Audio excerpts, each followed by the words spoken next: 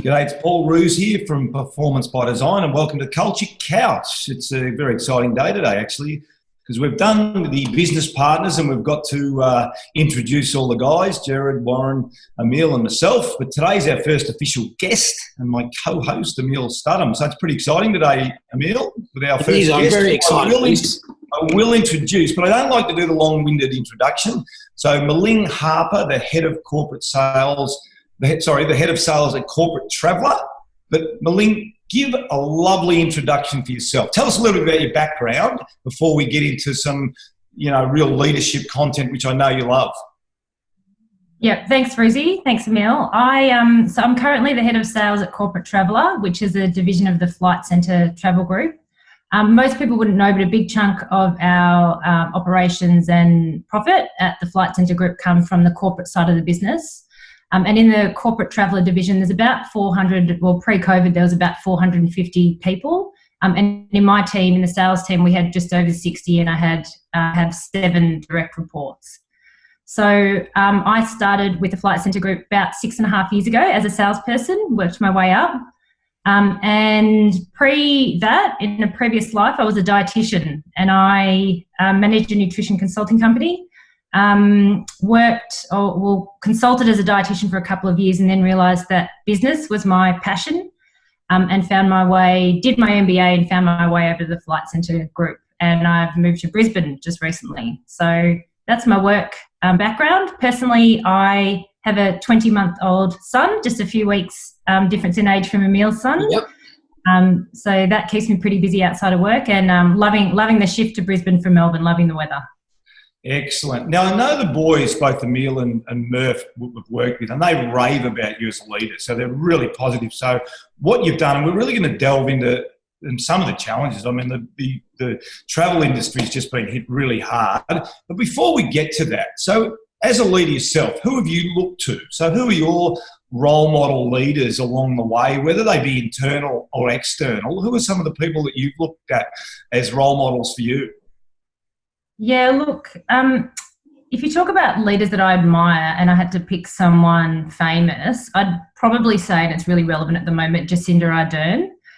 She's just that perfect balance of like soft and firm. She's powerful, she's strong, but she's empathetic and vulnerable all at the same time, which I think is really hard to do. And most of all, she's authentic, which I think's pretty rare in politics. But, I think the mark of a great leader is someone who has a really lasting impact on you and an effect on shaping others. And when I think about it in that context, I think of a lady who was one of my first leaders when I started at the Flight Centre Group, called Christy Fennell. And she taught me to be decisive and back myself. And at the time, they were 2 qualities that didn't come naturally to me, but now form a big part of how I lead. Absolutely. That's very interesting. We might come back onto that point as well. But the other question we had in relation to your bio, Milling, we'll go back a little step here. When you were 5, you told your mum you wanted to be a taxi driver in a pink Volkswagen. How did you go from that to Corporate Traveller? How did that happen? It was a natural progression, really. That's awesome. Yeah. I've loved working with you, and I really loved the journey, and so has Jez working with you and your team. And one of the things that's jumped out at us is how highly you speak of your team. What are the 3 things that you love most about the team that you're currently leading that we're lucky enough to be working with? Yeah, I love my team. I've got an awesome team. You've met them. You know how cool they are. They're great. I just love that they're passionate, they're hardworking, they all take full responsibility for what they do and how that contributes to the team's success. Yeah. And they're all honest. They're all different, but they're all real people. And together we work well as a team. Yeah. And they're hilarious. They make me laugh every day. Yeah. Yes. It was one of the more enjoyable sessions I've had, and it's been fantastic. The other thing I wanted to ask you about your team, but also the structures inside of Corporate Traveller. There's a lot of information that comes out of the fantastic structures inside Flight Centre as a company. What are some of the really strong structures that you run with to help your team become so sustainably successful is probably the word I'm looking at? So just it's probably worth talking a little bit about our values and our philosophies at this stage, because one of the things that makes our team really successful is the collaboration. Yeah, right. And for our culture, collaboration is really important for decision making, because one of our philosophies is egalitarianism, which essentially means we have a flat structure. There's no hierarchy. And that sort of top-down approach to decision-making just doesn't really fly in our team and our business. I guess an example would be that at the moment we're, like many businesses, going through a bit of a period where we're trying to review any learnings we can take out of COVID and the whole situation, and seeing how we can reimagine our business. And every time we do something like this and need to make decisions, it's always a collaborative approach. So, I've been running workshops, I've sent out WhatsApp questions. In our weekly catch-ups, I've added in, bits and pieces where people can give feedback, and I've set up Google Docs for people to put all their ideas and everything in, because it's really important that I get a well-rounded picture of what's happening from the people that are on the ground and involved. And then when we come to decision making, because they've been involved with the decisions, they own it, the whole change management piece is easier afterwards. So that collaborative approach to change and decision making is probably one of the key features of our success. And I think a couple of things you've mentioned, Milling, is but Jacinda Ardern, a role model. First and foremost, as a leader, you have to be a role model. I talk about, not just talking the talk, but walking the walk, and you're absolutely right. And the boys, as I said before, rave about you as a role model. I'm going to bring him in because he's going to take us inside what he's done with you. But why did you pick our services sort of 12 months ago? And what were the biggest challenges? Because you talked about collaboration, which is what we're all about, getting people in. But why did you pick our services, and what were the sort of 2 or 3 biggest challenges that you faced when we came in about 12 months ago? Yeah, so the problem that I was trying to solve was that I didn't think we had at the time what I would call a high performance culture.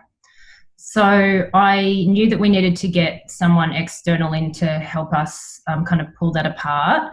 I spoke to a couple of different groups, and I had a few chats with Jez, and I just felt that he really understood where my team was at. I felt the approach that he proposed would be really effective at helping my team, and that they would be really open to what he was, proposing around how we'd work through it. And specifically, I think we had some problems with poor performers getting away with poor performance without being challenged. And I know that there was an underlying frustration from the business around this, and whether it was just a perception, a lot of those people were getting challenged, but the perception from the business was that these people weren't getting challenged.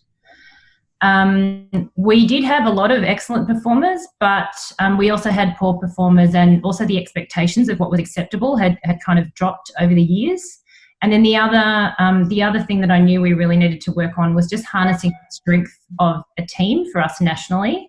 We had really good teamwork at a local level, at a state, and also within teams within a state, but I wouldn't say that we harnessed the strength of the team nationally. And that's a common challenge, isn't it, when you've got a team that's actually spread out? But in this situation we're in right now, you're actually in pretty good position to be able to manage it, considering everyone's having to work a little bit like you've been running for quite a while. Let's just stay on the journey through the PBD system. I'd love to hear of your description of the process that you've gone through, sort of from day one, speaking to Jez and the initial workshops, and then to sort of the transition over the last sort of 9 to 12 months. Tell us a bit about your personal journey and your observations through the process. Yeah. So it was about 12 months ago. I think it was, just over 12 months ago, July last year, when we had an initial half-day session with my team leaders. So 12 team leaders nationally, we brought them together. one of the things that was really good in setting that up was that I spent quite a bit of time with Jez beforehand, just making sure that he understood what I needed and what I wanted to get out of it. He understood our culture and the ins and outs of our team.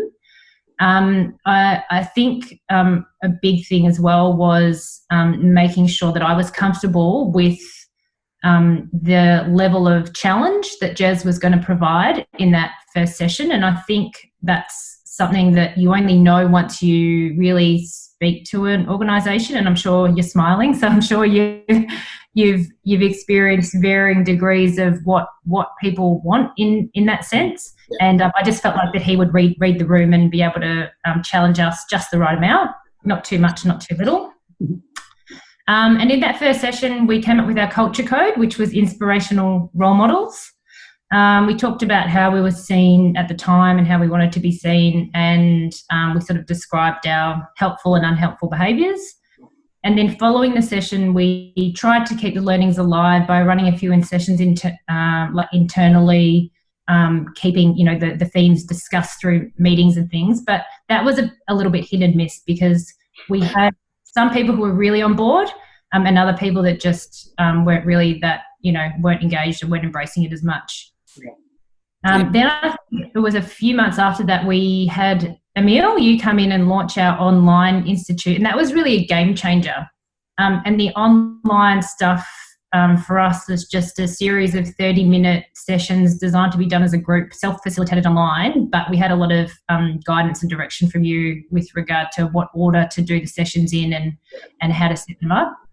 And look, that program on its own probably wouldn't have been effective, but the fact that we could set it up in a good cadence in a Zoom session that was directly before a regular fortnightly meeting we had gave a little bit of accountability and made sure that everyone attended it and didn't get too busy or had excuses and didn't actually partake in the session. And they were just really good sessions. The way that they were laid out, 5 minutes intro, 5 minutes of content, and then a whole bunch of workshopping was just, that was probably the biggest thing that just helped us really ingrain that learning and just make it a bit real. Yeah. And then in January, we ran a follow-up session, and that was just really good timing. We'd had a few changes in the team. It helped us pick apart some of the learnings in the previous 6 months. And then we've just continued on up until a couple of months ago, the online sessions until now. Yeah, beautiful. Yeah, I remember that Sydney session. It was awesome. We had a talk about laugh. We did have it was a good mix of fun and good work. Thanks for that recap. That was awesome.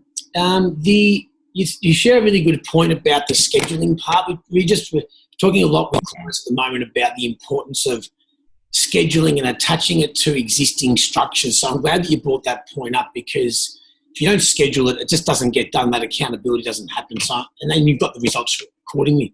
Now, Real Talk. We've had a lot of good chats about Real Talk and the power of that for you, and that's really the substance and, I guess, the weightlifting of our work. How has it helped, first, personally you, and then how has it helped your team grow and develop through this journey? Yeah, so this is something that I think as a concept it sounds very basic, but when it comes to it, it's something that it's pretty hard to actually make happen. Mm. So I think one of the problems that we figured out when we first started working with you, that we were probably just a bit too nice to each other, and nobody wanted to be the person to tell someone else that they were letting the team down and not performing. Yeah. But, all the stuff that we've done in Real Talk, the first part of the question, how's it helped me? It's helped me because it means that the team are now keeping themselves accountable, which means everything doesn't rest on my shoulders. So it's made my job as a leader easier.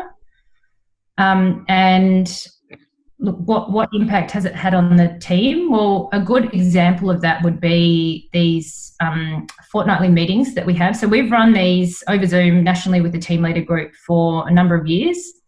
They're supposed to be an accountability meeting. Everyone, we're a sales team. Everyone runs through their numbers.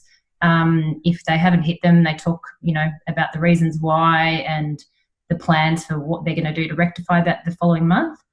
And probably prior to working with you, these calls had become a little bit light on with the accountability. Some team leaders were giving excuses. No one was really challenging them on that, and people were brushing over their numbers to downplay them if they hadn't hit them. Right. So after the session, the tone of the calls really changed, and I'd say it's at a point now where people really own their results, good and bad, and the type of rhetoric we had before with the excuses just wouldn't fly. So it's a really subtle change, but it's one that's made a really big impact. Yeah. I think one of the big things, Ling, you've spoken about is one of the great things about the system is it does take the pressure off the leader. The leader always being the one that kicks backsides all the time and, is seen as sort of the lieutenant or the coach or whatever. It's a really important part of getting your culture code right. I talk about the shareholders, everyone buying into the culture code because collectively we do it together. And then everyone taking accountability. I mean, it's a really, really important part of what we try and create. So clearly that's something that's had a big effect on you as a leader. Yeah, absolutely. It's got to be. I mean, it's hard to bring everyone on the train at the same speed, but yeah, you've got to get them collectively working together. Otherwise, you can't do it all on your own. Now, with the real talk and we talk about real talk being predicated on the fact that we care about our teammates and that we want to improve. That's why we enjoy and practice real talk. Hence the reason for the creation of the Institute itself was to consistently practice real talk and get better at it. Let's talk nuts and bolts here. How did it have an effect on your performance? From sort of start to today, how has it helped your results? Yeah, well, this is pretty cool actually because I'm in sales, so it's pretty easy to measure results. But I did a review 6 months after our initial workshop, and our team leader performance, which is directly what we were focusing on, our team leaders leading from the front, had increased by 25%, which is huge. There were a few other factors that helped with the change, but the workshop and particularly the agreed behaviours and the culture code were a big part of it, and there's no way we could have achieved an increase like that if we hadn't have done that workshop. Yeah, that's and moving forward now, I guess, Miling, which has been a really, really tough time. There's no industry's been hit harder than the travel industry. It's been an incredibly, incredibly tough time. So through that, as a leader, how difficult has it been for you, and what have you been your biggest challenges over the last couple of months?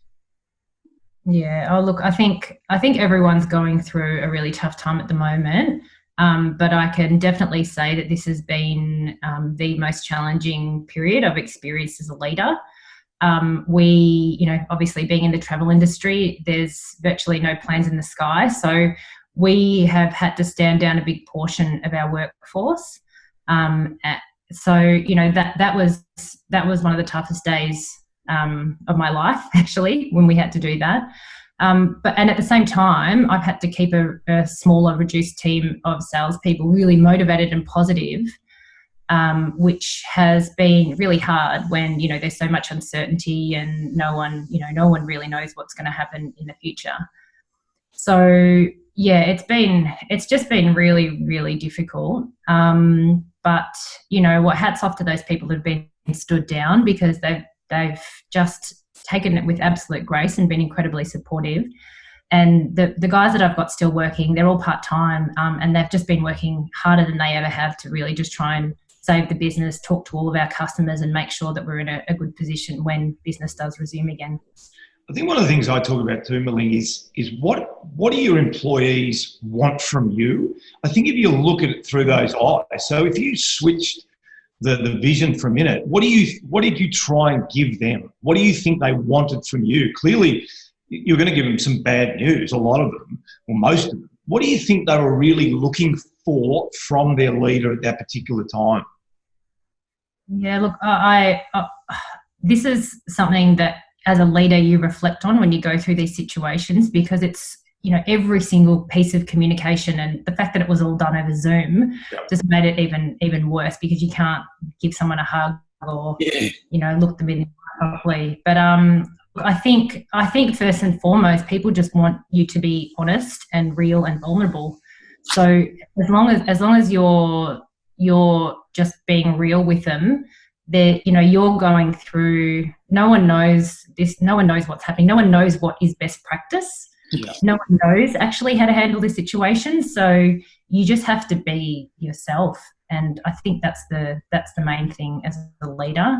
You want transparency, and you want to know that you're being real with people.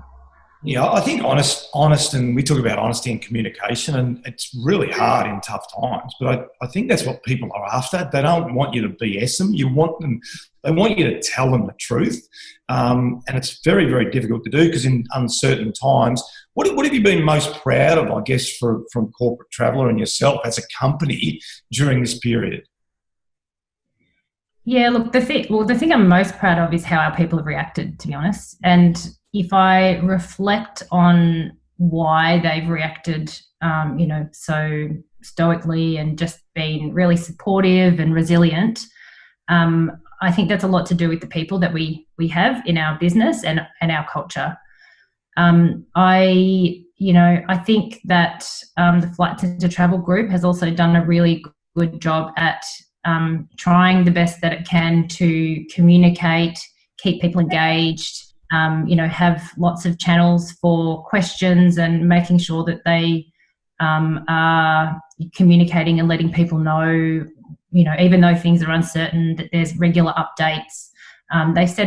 We've set up a workplace, like a Facebook for Work page for all of our stood down staff members, and we've got, daily updates about health and wellness and things on there. We've got WhatsApp groups happening. We did a big Zoom session the other night with everyone. We had nearly 400 people on it. We all had a drink together and gave a few updates. So we're doing the best we can to try and keep everyone engaged. And look, the people that were stood down, some of those we've been redeployed into temporary roles in call centres. So I think from a organisation perspective, Flight Centre Travel Group's done a pretty good job at trying to navigate, what is, no one really knows how to navigate it. So yeah, I'm pretty proud of it. And before I go to you, Emil, because I'm going to give you the last comment, which is always really dangerous because that can go for about 20 minutes. But before I go to Emil to finish off, but if I was asking one of your staff members how they see you, what would you like them to write about you as a leader?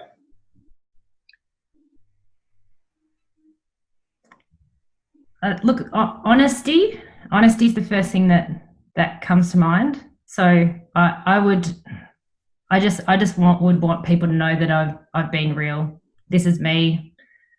Yep. Yeah. Yeah, that's excellent. And then, given you guys have worked, you and Murph have worked, I'm going to give you the last word because, I haven't had a lot to do with Miling, but you guys rave about her as one of our best leaders and one of the people you love working with. And I guess the danger for us at times, we often get called in with dysfunctional leaders and teams that are really, really bad. What we love is we love going in and working with really functional leaders that just want that good to great. So final word for you, Emil, is how would you sum up Miling as a leader and her evolution even in the last 12 months? Yeah, I remember really a period when I was working with Jez and getting mentored in this process. He said to me, good leaders know their stuff, they work hard and they deliver on their word. And as I was preparing for today, that came up for me as I was sort of thinking about Miling. And and I looked at your bio and you've worked your way through, and you've got to be good at what you do. You've got to know your stuff and your drive. Driven is the word that comes and resonates when I think about the descriptive word. But the other thing that I loved about the journey is when we look at your team identity, inspirational role models, that's what the team created through the code process. Milling does that. And the team love her for it. And I remember your first Real Talk exercise in Sydney that day. It was one of my favourite that I've ever been associated with. And there was a lot of care and love for you, but a whole lot of respect, which was fantastic. So what I'm loving about it is its inspirational role model leader is their identity, and Milling lives and does that. So that's what when I think about Milling when we do this work, for sure. Yeah, I think Milling, just to finish off, I mean, it's great because we love terms and vernacular, and I know the boys are really big on it. It's great to hear the things that you talk about, but you action them, you know, being an inspirational role model leader, which you are, which is fantastic.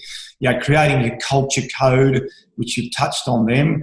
And then the impact that it's had on your results in terms of real talk and being honest and sharing everything with the group. And I guess empowering, you know, what is empowerment? Your ability to empower your staff. So, look, it's been a fantastic discussion, and we're really excited because we understand people like yourself have been through really tough times and had to make really hard decisions. You know, it's been incredibly devastating for the travel industry.